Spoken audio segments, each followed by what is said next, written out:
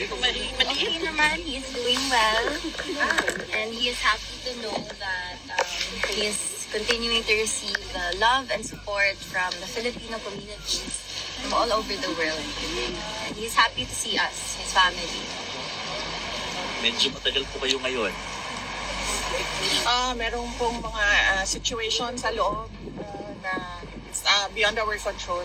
Doon lang siya sa loob ng mga ano. But we're happy that they gave us extra time to make up for the time we lost for some things that happened inside, yes. VP, this is the first time na kompleto kayo, si Miss Hanelet, si Kitty, kayo po. How has this uplifted the spirit of your father? Well, I believe he's happy because Kitty and I were there, and then we talked about her boyfriend.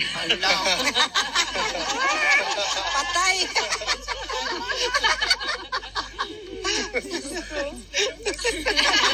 Nag-blush! Thank you. Busy! Marley ka po. Yes, Mama.